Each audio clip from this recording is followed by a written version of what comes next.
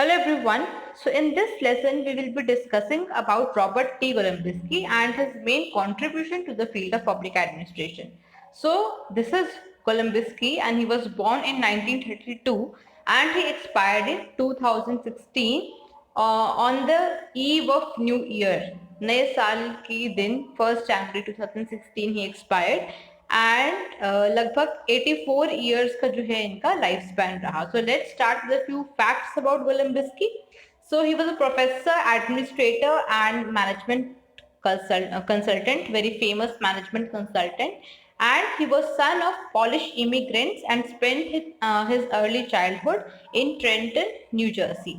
तो इनके पेरेंट्स जो थे वो पॉलिश इमिग्रेंट्स थे, मतलब कि वो जो है पोलैंड से आए हुए थे. पोलैंड से उन्होंने माइग्रेट कर लिया था यूएसए के अंदर, न्यू जर्सी में, एंड वहीं पर जो है गोलम्बिस्की का बचपन जो है बीता. ही spent his childhood over there. Then in 1954 he graduated from Woodrow Wilson School of Public Affairs and International Affairs which comes under Princeton University. यहाँ से उन्होंने अपनी ग्रेजुएशन करी और 4 साल बाद in 1958 graduation was in 1954 and in 1958 he did his doctorate in political science from Yale University.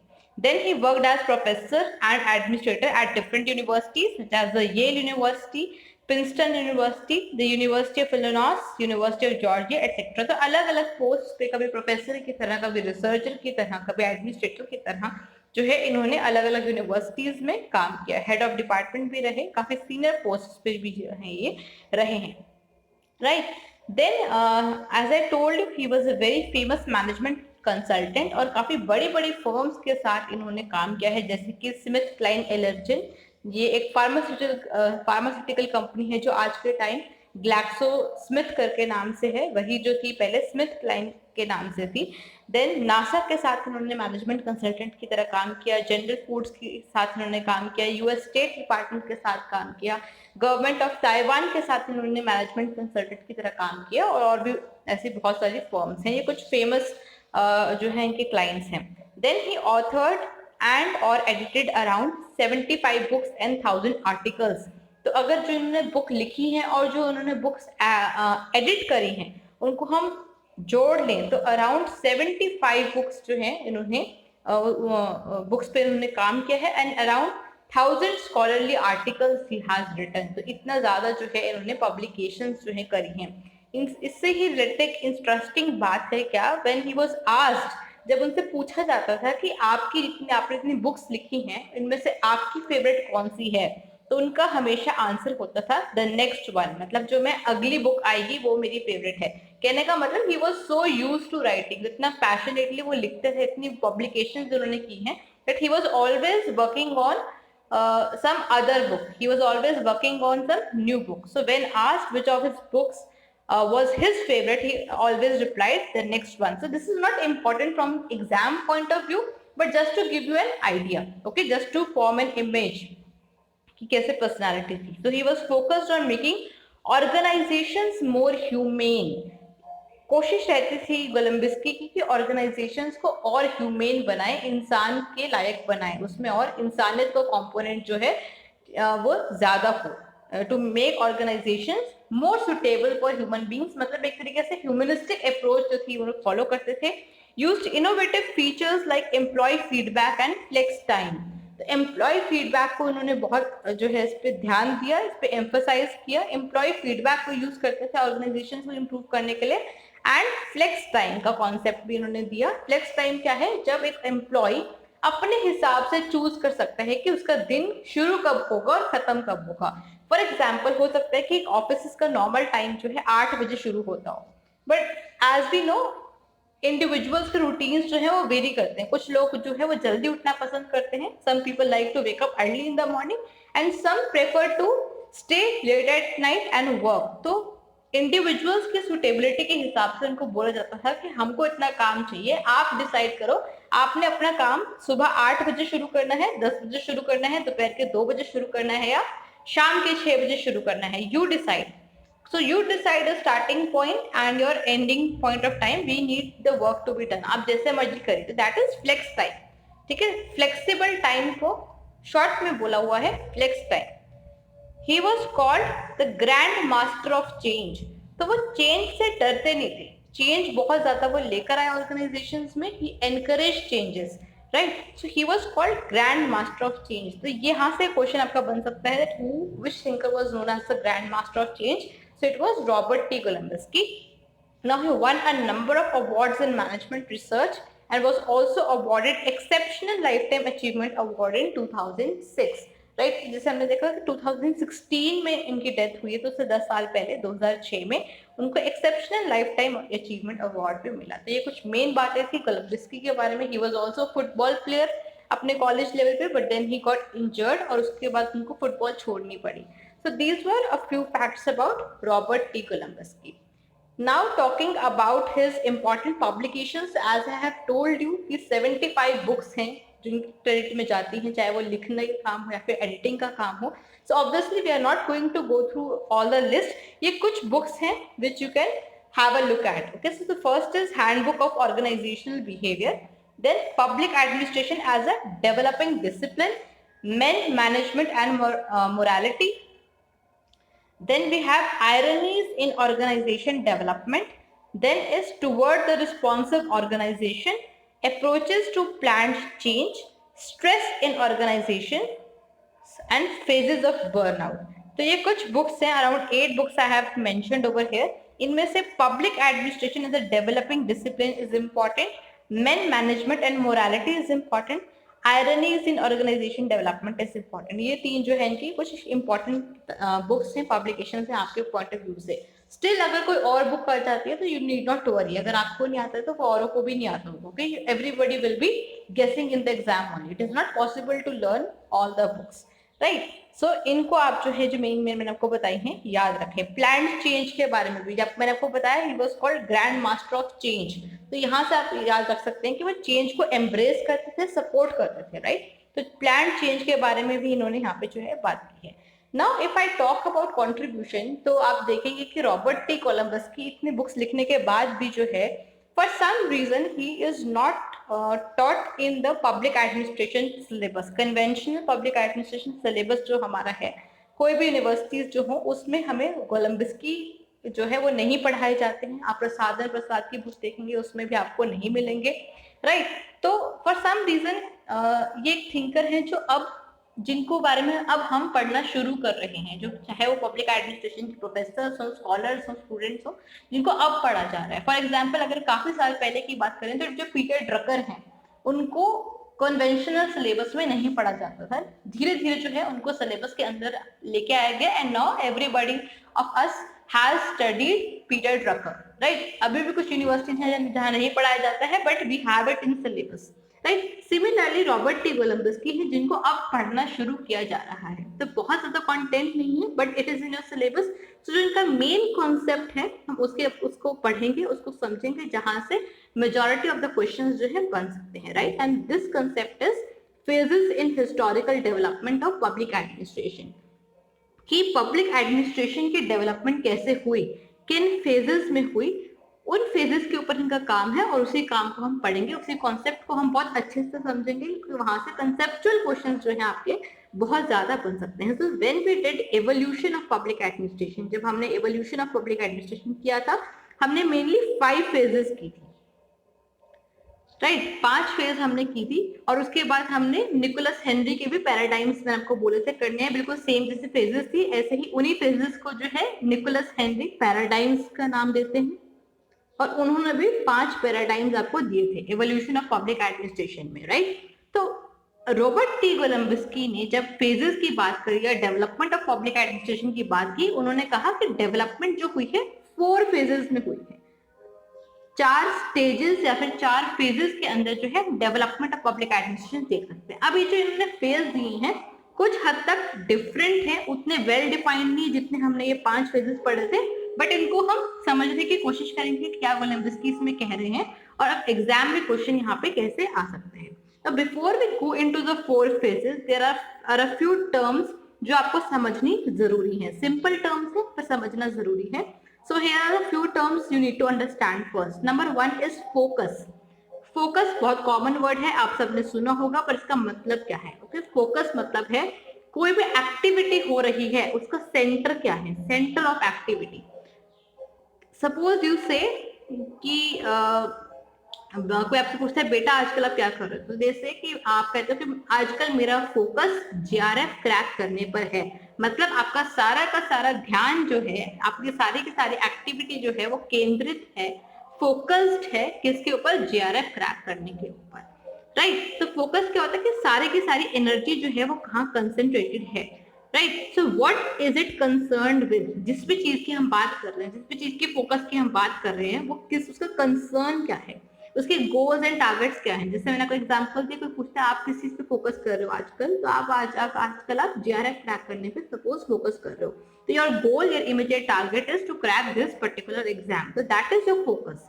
Okay, तो ये करता है किससे डील, जो फोकस की वर्ड है, it deals with the word, it deals with the term what, what is it concerned with, जिस भी चीज की हम बात कर रहे हैं उसका कंसर्न क्या है, उसका फोकस क्या है, राइट, उसका सेंटर क्या है, उसकी सारी की सारी कंसेंट्रेशन किस चीज पे लगी हुई है, दैट इज फोकस। जो आपको पता है फोकस, वही फोकस है यहाँ पे। Okay, I am just explaining it a little bit. Then another term is locus. Locus है मतलब लोकेशन, एरिया, पोजीशन, किसी चीज की पोजीशन क्या है, उसकी जगह क्या है, उसकी लोकेशन क्या है, where is it situated. Now this position can be a particular place, जैसे हम कहते हैं दिल्ली, चंडीगढ़, राइट। तो this can be a place और इट कैन बी पोजीशन का मतलब यहाँ पे कंटेक्स्ट हो सकता है। कंटेक्स्ट का मतलब क्या है, जैसे बैकग्राउंड, एरिया। ओके, तो यहाँ पे हम कंटेंट की बात नहीं करेंगे, तो जो हमारे दो की टर्म्स निकल के आई वो है आपकी कंटेंट। फोकस क्या होगा, कंटेंट क्या है, बात किस चीज पे हो रही है, and locus is context, background, area. तो जब हम स्टेजेस को स्टडी करेंगे तब ये टर्म्स आएंगे दोबारा, राइट। एक और टर्म जो हमें यहाँ पे समझनी है वो है specified. Now what is the meaning of specified? Specified simple English word है, मतलब जो क्लियरली बताया गया है, something that has been well defined और something that is stated clearly. ठीक है, अगर मैं कहती हूँ as specified, do as specified, तो जैसे आपको क्लियरली बताया गया है वैसे करिए, राइट। एंड अनस्पेसिफाइड क्या हो जाएगा, अनस्पेसिफाइड स्पेसिफाइड का उल्टा हो जाएगा, ऑपोजिट हो जाएगा स्पेसिफाइड का, that is not stated clearly. जो कुछ भी वेल डिफाइंड नहीं है या फिर क्लियर नहीं है, ठीक है, डेफिनेट नहीं है, दैट इज अनस्पेसिफाइड। तो कुछ इंग्लिश के नॉर्मल टर्म्स हैं जिनको हमें पता होना जरूरी है ताकि हम आगे का जो बात है, कंसेप्ट है, उसको समझ सके, right. Now coming to the phases in historical development of public administration. कैसे डेवलप फॉर पब्लिक एडमिनिस्ट्रेशन, तो गोलम्बिस्की ने 4 फेजेस दिए हैं। There are 4 phases according to Golembiewski, right. पहला है एनालिटिक पॉलिटिक्स एडमिनिस्ट्रेशन। अब जब आप ये वाले फेजेस पढ़ रहे हैं, I would advise you, I would suggest you कि आपने जो पहले पढ़ा हुआ है इवोल्यूशन, उसको एक बार आप ध्यान में ना लेकर आए, ओके, उससे कंपेयर ना करें, क्योंकि इन्होंने अलग तरीके से जो है कैटेगराइज किया है, तो आप कंफ्यूज हो जाएंगे। नॉर्मली हमने वही 5 फेजेस पढ़ लिए हैं जो हमने नॉर्मली किए हैं, राइट। डायकोटमी है, फिर प्रिंसिपल्स वाली स्टेज है, वही हमने जो 5 फेजेस हैं वो करने हैं। ये आप पर्टिकुलरली गोलम्बिस्की के रिगार्ड में ही पढ़ेंगे, right? The first is analytical politics administration, right? Second is concrete politics administration. Third is a science of management, and fourth is public policy approach. यहाँ पे हम distinction word भी लगा देते हैं, it will be more clear. Distinction. So the first is analytic politics administration, distinction या फिर dichotomy. Second is concrete politics administration, distinction या फिर डायकोटमी। थर्ड है a science of management and fourth है पब्लिक पॉलिसी अप्रोच। अब गोलम्बिस्की ने क्या कहा कि ईच फेज, ये जो हर फेज है, may be understood in terms of its locus और फोकस, राइट। तो इन स्टेजेस को, इन फेजेस को हम समझ सकते हैं इन टर्म्स ऑफ इट्स लोकस, इनका लोकस क्या है और इनका फोकस क्या है। मतलब उस टाइम के जो स्कॉलर्स हैं, वो जो स्टेजेस, जब ये स्टेज चल रही थी, फॉर एग्जांपल जब फर्स्ट स्टेज चल रही थी, ठीक है, तो क्या वो एरिया ऑफ पब्लिक एडमिनिस्ट्रेशन की बात कर रहे थे, मतलब लोकस, या फिर वो फोकस की बात कर रहे थे कि पब्लिक एडमिनिस्ट्रेशन में क्या होना चाहिए, क्या नहीं होना चाहिए। तो पब्लिक एडमिनिस्ट्रेशन के कंटेक्स्ट की बात कर रहे थे या फिर पब्लिक एडमिनिस्ट्रेशन के कंटेंट की बात कर रहे थे। इसके बेसिस पे हम इन जो 4 फेजेस हैं उनको समझ सकते हैं। अब इसी को मैं आपको समझाती हूँ कि हुआ क्या। बिल्कुल इजी है, नॉर्मली आपको समझना है, कंफ्यूज नहीं होना है। सी, जब हम पॉलिटिक्स एडमिनिस्ट्रेशन डाइकोटमी या distinction, I am adding the word distinction या डाइकोटमी, जब हम उसकी बात कर रहे हैं तो हम एकदम से तो नहीं बोल सकते कि डाइकोटमी है या फिर एडमिनिस्ट्रेशन पॉलिटिक्स से अलग है। We can not just abruptly say that administration is separate from politics. जरूर कुछ कभी स्टार्टिंग में कुछ ना कुछ डिस्कशन हुई होगी, डिबेट हुई होगी, कुछ ऑब्जर्वेशन हुई होगी, और उसी के बाद जाके हम सॉलिड तरीके से बोल सकते हैं कि हाँ एडमिनिस्ट्रेशन जो है वो पॉलिटिक्स से अलग है, राइट। मतलब हम रैंडमली नहीं बोल सकते दैट पॉलिटिक्स जो है वो एडमिनिस्ट्रेशन से अलग है। तो यही चीज है जो यहाँ पर हुई। सबसे पहले थोड़ी बहुत बातचीत हुई, डिस्कशन होने लगी, एनालाइज करे जाने लगा कि पॉलिटिक्स और एडमिनिस्ट्रेशन जो है इनका क्या ये अलग है ये क्या फिर ये सेम है। तो ये डिस्टिंक्शन की जो है बात होने लगी, एनालिसिस होने लगा, ठीक है। तो इसके अंदर अगर हम बात करें तो जिसका लोकस था, एरिया था, वो क्लियर नहीं है। अभी बात होनी शुरू हो चुकी है कि क्या ये अलग होना चाहिए कि नहीं होना चाहिए, but it is not clear. The area of public administration is not very clear, it is not very well specified, जैसे कि मैं आपको पहले टर्म्स बताई, तो क्लियर नहीं है, पर अभी डिस्कशन होनी शुरू हो चुकी है। लेकिन हाँ ये पता है, हमको ये पता है कि जो इसके फंक्शंस हैं, जो पब्लिक एडमिनिस्ट्रेशन के फंक्शंस हैं वो थोड़े थोड़े अलग हैं और पॉलिटिक्स के फंक्शन अलग हैं। तभी यहाँ पे एनालिटिक जो है टर्म यूज हुई है। एनालाइज किया जा रहा है किसको, पॉलिटिक्स को और एडमिनिस्ट्रेशन को।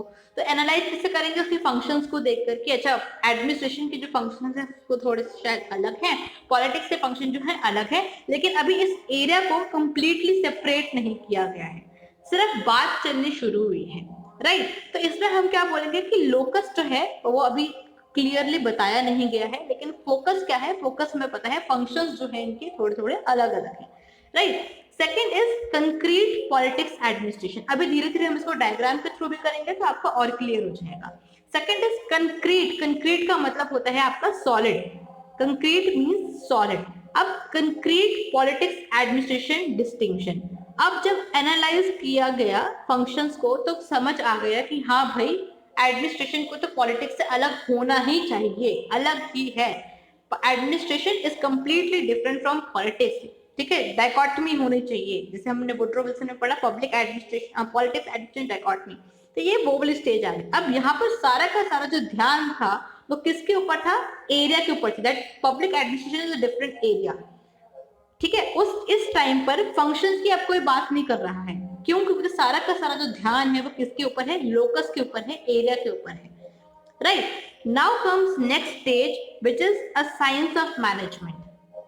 साइंस ऑफ मैनेजमेंट कौन सी हो गई, जिसमें हम थोड़ा सा अगर रिलेट करें तो प्रिंसिपल्स की बात है, एक साइंस बन गई है मैनेजमेंट में। अब क्या हो चुका है, इससे पहले वाली स्टेज में अलग हो गया है पब्लिक एडमिनिस्ट्रेशन, तो इसका लोकस तुम्हें पता है कि डिफरेंट है, अलग है, इसका एरिया जो है पॉलिटिक्स से अलग है, और फोकस क्या है, एफिशिएंसी लेकर आना, ठीक है, मैनेजमेंट को सुधारना, प्रिंसिपल्स जो हैं ऐसे प्रिंसिपल्स डेवलप करना जिनकी यूनिवर्सल वैलिडिटी हो। तो that is the science of management. Okay, science क्या है, which remains same everywhere, same जो है हर जगह पे रहे, यानी कि जो हमारे प्रिंसिपल्स हैं, तो हम प्रिंसिपल्स की बात होने लगी, राइट। तो थर्ड स्टेज के अंदर लोकस हमें पता है कि it is different from polity, जो एरिया है, जो कॉन्टेक्स्ट है पब्लिक एडमिनिस्ट्रेशन का, it is different from polity. और फोकस भी हमें पता है, focus is on principles of public administration. So both focus and locus are very well specified, right. And fourth क्या हुआ, पब्लिक पॉलिसी अप्रोच। तो ये 4 स्टेजेस ही मान के चल रहे हैं, तो चौथे स्टेज जो बोलते हैं कोलंबस की पब्लिक पॉलिसी अप्रोच। जब ये देखा गया कि पब्लिक पॉलिसी का जब जो है रोल ज्यादा आ गया पब्लिक एडमिनिस्ट्रेशन में, और जब हम पब्लिक पॉलिसी की बात करते हैं तो we can not separate politics and administration, तो फिर से जो है मर्ज होने लग गई। ओके, फिर से जो है पॉलिटिक्स एंड एडमिनिस्ट्रेशन मर्ज होने लग गया, डाइकोटमी जो है वो रिजेक्ट होने लग गई, ठीक है। और अब क्योंकि वो फिर से जो आइडेंटिटी है वो पब्लिक एडमिनिस्ट्रेशन की लूज हो रही है, अलग मतलब दोनों मर्ज कर रहे हैं, कोमिंगल कर रहे हैं आपस में, पॉलिटिक्स भी और एडमिनिस्ट्रेशन, क्योंकि आप जब पॉलिसी की बात करोगे तो आप पॉलिटिक्स को एडमिनिस्ट्रेशन से अलग नहीं कर सकते। पब्लिक पॉलिसी अप्रोच जो है वो दोनों को साथ में लेके चलती है। Okay, public policy approach rejects public administration and politics dichotomy. ठीक है, तो जब आप दोनों को साथ लेके चल रहे हो तो एक कंफ्यूजन तो ये हो गया, अब एरिया के ऊपर फिर से कंफ्यूजन हो गया कि अभी तक तो हम इसको सेपरेट लेके चल रहे थे, एंड फंक्शन पे भी कंफ्यूज हो गए, कंफ्यूजन आ जाएगी। ठीक है कि अच्छा अब इसके अंदर हम क्या करेंगे, राइट। तो ये उस टाइम के थिंकर्स की, जो उस टाइम के स्कॉलर्स हैं उनकी सोच है। ठीक है, आपको अब कंफ्यूज नहीं होना। तो ऐसे ऐसे जो है ये स्टेजेस आए। फर्स्ट में क्या हुआ, अभी खाली एनालाइज किया जा रहा है, नाम से चलिए एनालिटिक। ओके, एनालिटिकल या फिर एनालिट एक ही बात है। तो एनालिटिक जो है बात हो रही है, मतलब एनालाइज किया जा रहा है कि अच्छा एडमिनिस्ट्रेशन के फंक्शंस ये हैं, पॉलिटिक्स के फंक्शन ये हैं, तो क्या ये अलग है, क्या ये सेम है। तो फोकस हमें पता है पर लोकस अभी श्योर नहीं है।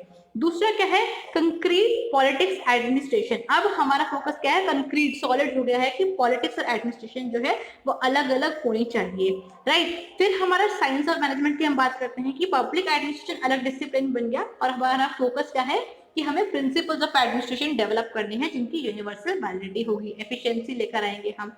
उसके बाद क्या है, पब्लिक पॉलिसी अप्रोच आती है जिसके अंदर फिर से जो है पॉलिटिक्स और एडमिनिस्ट्रेशन मिल जाते हैं, और इसलिए कंफ्यूजन क्रिएट हो गई है कि हमारे अब फंक्शंस क्या हैं, फोकस क्या होगा। तो there is a state of confusion going on, right. तो ये है हमारे 4 फेजेस।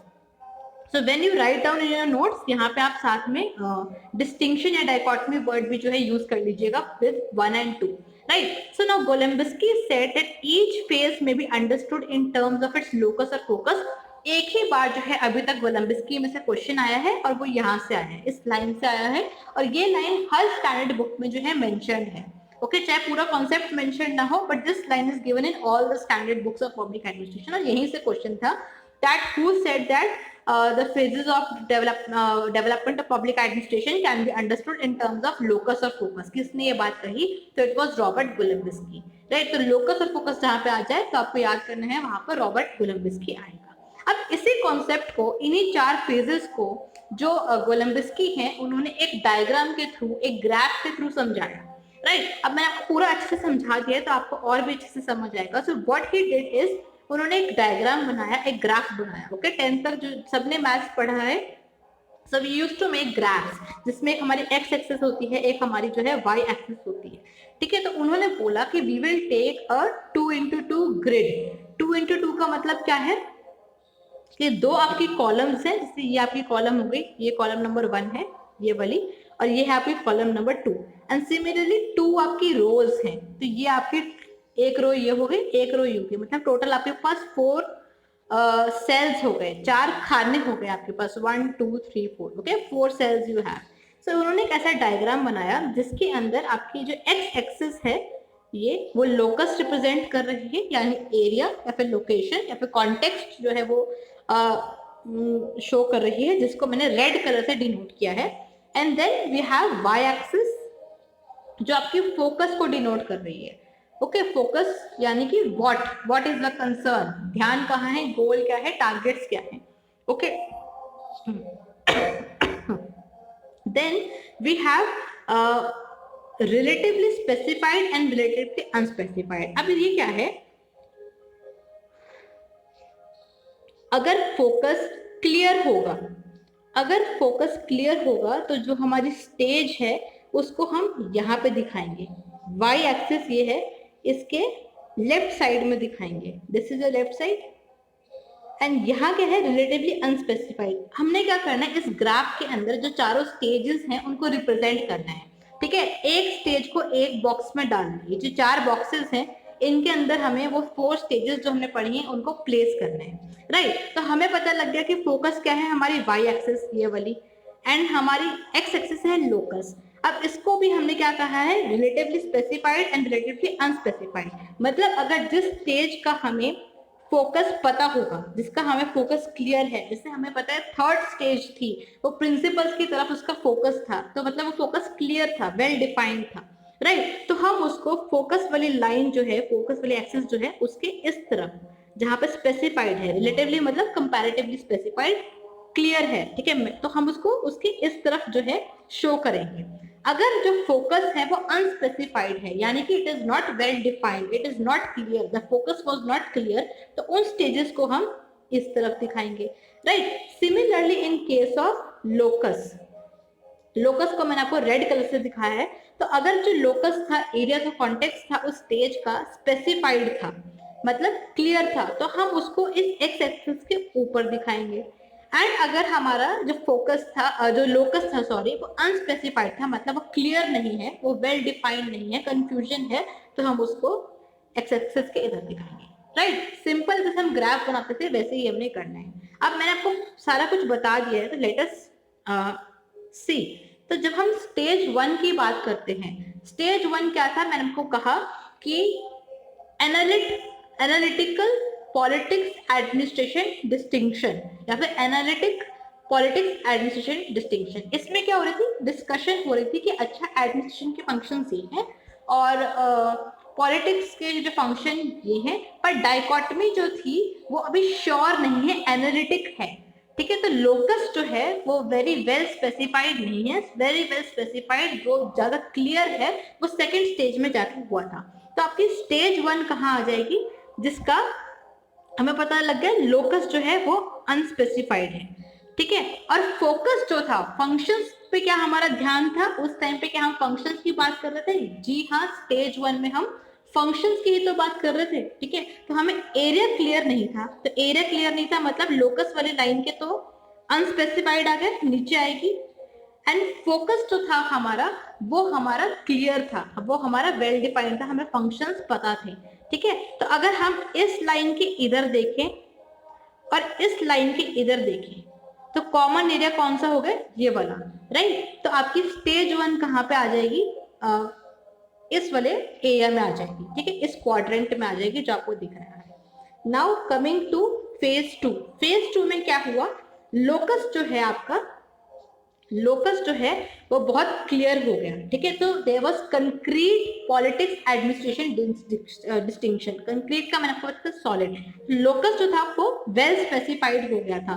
तो यहाँ पे स्पेसिफाइड का मतलब है कि लोकस वाले इसमें हम फेज 2 इसके ऊपर आएगा, ठीक है। और फोकस पे हमारी कोई बात नहीं हो रही थी उस टाइम पे, मैंने आपको बताया फोकस पे कोई बात नहीं हो रही थी, कंटेंट पे कोई बात नहीं होती, सारा ध्यान कहाँ पर था कि अलग डिसिप्लिन करो, it is different, all the focus, all the ये फोकस में नॉर्मल फोकस वाला बात बोल, ठीक है, जितना भी ध्यान था वो इस बात पे था कि हमारा एडमिनिस्ट्रेशन अलग से एक डिसिप्लिन है, ठीक है, उस पर सारा ध्यान था, एडमिनिस्ट्रेशन के फंक्शंस पे कोई बात नहीं की जा रही थी। तो फोकस की अगर हम बात करें, ये स्पेसिफाइड था कि अनस्पेसिफाइड, इट वाज अनस्पेसिफाइड, तो यहाँ पे आएगा। तो हमारा कॉमन एरिया कौन सा हो गया, ये वाला, राइट। तो हमारा फेज 2 जो है वो हमारा आपका इस क्वाड्रेंट में आ गया। सिमिलरली अगर हम नेक्स्ट फेज की बात करें, which was science of management, तो लोकस हमारा well, let me clear this. तो लोकस हमारा, जैसे मैंने बताया, वेल डिफाइंड सेकंड फेज में ही हो गया था, तो लोकस हमारा स्पेसिफाइड था। और क्या हमारा थर्ड स्टेज में फोकस जो था वो स्पेसिफाइड था, बिल्कुल था, कि आई टोल्ड यू कि प्रिंसिपल्स ऑफ मैनेजमेंट हमें ढूंढने थे, डेवलप करने थे, जिनकी यूनिवर्सल एप्लीकेशन होती, राइट। तो ये भी हमारा, तो फोकस भी हमारा स्पेसिफाइड था और लोकस भी हमारा स्पेसिफाइड था, तो लोकस के इधर आएगा एंड फोकस के इधर आएगा, तो कॉमन एरिया आपका ये हो गया, यानी कि आपका स्टेज 3 या फेज 3 किधर आएगा, इधर आएगा। और बच गया आपका फेज 4, फिर भी हम समझ लेते हैं, हमने कहा कंफ्यूजन था, पॉलिटिक्स और एडमिनिस्ट्रेशन दोबारा से मिल रहे थे और इसलिए फंक्शंस भी क्लियर नहीं थे।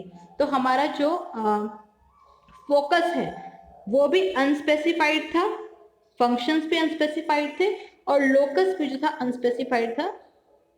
तो कॉमन एरिया आपका हो गया ये वाला, and that is why phase 4 will come over here. तो ये एक डायग्राम है जिसमें से बहुत सारे क्वेश्चंस बन सकते हैं, अभी तक कभी नहीं आया है, बट ये एक कॉन्सेप्ट है जो काफी डिटेल में मैंने आपको करवाया है, समझाया है कि एक फेजेस यहाँ पे प्लेस क्यों किए गए, कैसे फेज 1 आपका नीचे आया, इधर ही क्यों आया, फेज 2 यहाँ पे ही क्यों आया, फेज 3 यहाँ ही क्यों आया, फेज 4 यहाँ आया। I have told you, still I will advise you कि आप पेशेंस के साथ इस, अगर आपको समझ नहीं आया है दोबारा इसको करें और एक बार नोटबुक पे खुद बना के देखें कि अगर हमारी एक्स एक्सिस जो है वो लोकस डिफाइन कर रही है, ठीक है, वाई एक्सिस हमारी फोकस कर रही है, एक तरफ स्पेसिफाइड है। अब आपको ध्यान क्या रखना है कि स्पेसिफाइड किस तरफ है, ठीक है, तो हमेशा पहले स्पेसिफाइड है कि पहला specified then unspecified. Similarly locus पे पहले क्या आएगा, ऊपर वाली साइड, तो यहाँ पे स्पेसिफाइड, यहाँ अनस्पेसिफाइड, ठीक है, और इस तरीके से आप इनको प्लेस कर सकते हैं। यहाँ से क्वेश्चंस बन सकते हैं, आज तक कभी नहीं आए हैं क्योंकि न्यू सिलेबस में ही जो है ये टॉपिक आपका इंट्रोड्यूस किया गया था, right. So this was an important concept of phases in historical development of public administration given by Robert T. Golombiski, right। तो ये आप एक बार रिवाइज कर लीजिएगा। इसके अलावा we have some other views, तो जब हम बुक्स में अलग कुछ टॉपिक्स हमने अभी तक किए हैं जिसमें हमने गोलम्बिस्की के व्यूज पढ़े हैं, so I have compiled those views over here ताकि आपकी रिविजन भी हो जाए और यहाँ से भी अगर क्वेश्चन आए तो आप कर सको। So number 1 is Robert T Golembiewski on public policy approach. तो पब्लिक पॉलिसी की जो अप्रोच है, जो कि ये भी यहाँ पर बात करते हैं, फेज 4 है हमारी पब्लिक पॉलिसी अप्रोच, उसके बारे में कोलम्बस्की क्या कहते हैं, he says that the public policy approach stage is build upon 2 basic themes. 2 basic themes पे जो है पब्लिक पॉलिसी अप्रोच बनाई गई है। Number 1, the interpenetration of politics and administration at all और मेनी लेवल्स, या तो सब लेवल्स या फिर ज्यादातर लेवल्स पर जो पॉलिटिक्स है और एडमिनिस्ट्रेशन है वो इंटरपेनिट्रेटेड है, मतलब एक दूसरे के साथ घुसी हुई है, मिली हुई है, इट इज मर्ज्ड। आप अलग नहीं कर सकते हो पॉलिटिक्स और एडमिनिस्ट्रेशन को बहुत सारे लेवल्स पर।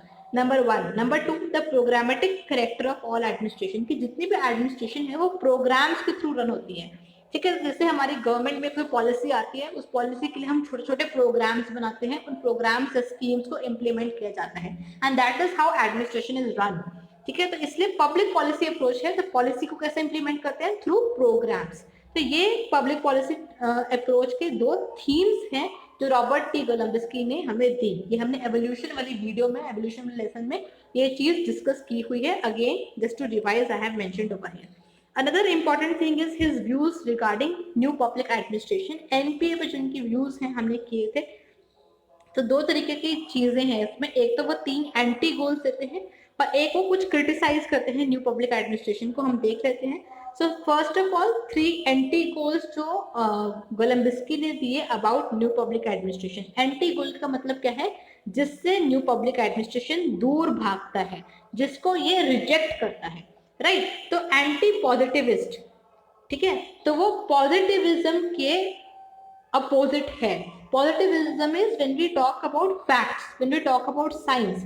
तो वो उन्होंने कहा था कि सिर्फ फैक्ट्स से सब कुछ नहीं होते, values are also important, okay. So NPA ने वैल्यूज को इम्पोर्टेंस दी थी, so that is why new public administration is anti positivist. Second is anti technical, okay. तो इन्होंने कहा था कि टेक्निकल के चक्कर में, टेक्नोलॉजी के चक्कर में सारा कुछ इतनी ज्यादा टेक्निक्स पे फोकस करने की वजह से क्रिएटिविटी जो है लोगों की वो मारी जा रही है, okay. So it was anti technical in nature. And third, it was anti bureaucratic, bureaucracy को कम करो जहां जरूरत नहीं है, कट बैक करिए। एंड एंटी हायरार्कियल, हायरार्की के जो थे न्यू पब्लिक एडमिनिस्ट्रेशन अगेंस्ट था, ओके। ये बहुत डिटेल में जो मैंने आपको एनपीए वाली वीडियो है उसमें करवाया हुआ है। If you in case you have a problem please go and watch that lesson, okay. वैसे प्रॉब्लम कोई होनी नहीं चाहिए। तो जो न्यू पब्लिक एडमिनिस्ट्रेशन थी, it was against 3 things which is positivism, technical चीजें, technical aspect and bureaucracy and hierarchy, इसके अगेंस्ट था न्यू पब्लिक एडमिनिस्ट्रेशन। ये हमें रॉबर्ट टी कोलम्बस्की ने बताया। और कोलम्बस्की जो है वो एनपीए को क्रिटिसाइज भी करते हैं, and he says that new public administration is revolution और रेडिकलिज्म इन वर्ड्स। सिर्फ शब्दों में, सिर्फ कहने को जो न्यू पब्लिक एडमिनिस्ट्रेशन है एक क्रांति है, एक रेवोल्यूशन है, मतलब असल में नहीं है, सिर्फ कहने की बात है। कहा जा रहा है कि it is a revolution, but in reality it is not the case. And at best status quo in skills और टेक्नोलॉजीज। और अगर हम स्किल्स की बात करें, टेक्नोलॉजी की बात करें कि कुछ नया न्यू पब्लिक एडमिनिस्ट्रेशन लेकर आई, तो ऐसा कुछ नहीं है, स्टेटस को ही है। मतलब जैसे पहले था ट्रेडिशनल पब्लिक एडमिनिस्ट्रेशन जो था, वही चीज अभी भी कंटिन्यू हुई है। मतलब न्यू पब्लिक एडमिनिस्ट्रेशन ने प्रैक्टिकली कोई चीज नहीं दी है। ये किसका व्यू है, रॉबर्ट टी कोलम्बस्की का। ही continues and he says that it must be counted a partial success. ज्यादा से ज्यादा हम पब्लिक एडमिनिस्ट्रेशन को एक पार्शियल सक्सेस, पार्शियल मतलब पूरी नहीं, कुछ हद तक, कुछ पार्ट में सक्सेस मान सकते हैं at best, and perhaps only a cruel reminder of the gap in the field between aspiration and performance. तो न्यू पब्लिक एडमिनिस्ट्रेशन जो है वो एक रिमाइंडर है, वो हमें याद दिलाता है कि कितना गैप है, कितना किसके बीच में एस्पिरेशन मतलब पब्लिक एडमिनिस्ट्रेशन के फील्ड से जो एक्सपेक्टेशंस हैं और जैसे वो परफॉर्म कर रहे हैं, गैप था तभी तो जो हमारे यंग स्कॉलर्स थे वो उनको गुस्सा आया और वो उन्होंने मीटिंग करी, ठीक है, उन्होंने रिवोल्ट किया, right. So there was a gap और इस चीज को गैप को रिमाइंड करता है न्यू पब्लिक एडमिनिस्ट्रेशन. बस इतना ही काम कर रहा है. कि किसने कहा? Robert T Golembiewski. और उन्होंने ये भी कहा that NP here Golumbusky considered NP as a temporary or transitional phenomenon. ये एक टेम्पररी चीज है, इनको गुस्सा आ गया स्कॉलर्स को और ये ऐसे आ गए, ठीक है, कोई परमानेंट कॉन्सेप्ट नहीं है, गोलम्बिस्की ने कहा. And thought that wisdom might be to simply allow its memory to further fade away. तो ये बहुत बड़ी बात है. गोलम्बिस्की ने कहा कि जिसे कहते हैं इंटेलिजेंस इसी में है, विजडम इसी में है, मतलब बुद्धि इसी में है कि इसको हम इसकी याद को हम भूल जाएं. ओके, न्यू पब्लिक एडमिनिस्ट्रेशन को भूल जाएं क्योंकि ये सिर्फ एक टेम्पररी फिनोमिनन है, एक फेज है, थोड़ा सा आया आके चला गया. इसने कुछ भी कोई सॉलिड चीज, कुछ कंक्रीट चीज हमें नहीं दी है. तो it was criticism of new public administration by Robert T Golembiewski. तो ये है सारे के सारे मेन व्यूज जहां से आपको क्वेश्चन बन सकता है रॉबर्ट टी कोलंबस्की के ऊपर, राइट. बहुत डिटेल में कवर किया है और जो मैंने कॉन्सेप्ट आपको समझाया है please go through it once. So जरूरी नहीं है कि इतना डिटेल में आपको आए, but after going through this lesson आप जो है बाकी एस्पिरेंट से आप एक एडिशनल एज के ऊपर होंगे. Okay, so you will have an edge over other aspirants क्योंकि वो जो है इस टॉपिक को करके नहीं जाते हैं, right. In case a question comes from here, so you will have an extra added advantage, right. So that is for all for this video. Thank you so much for watching, and please revise this lesson once and make your own notes and keep preparing hard and smart. I'll see you super soon. Till then, please take care of yourselves. Bye bye.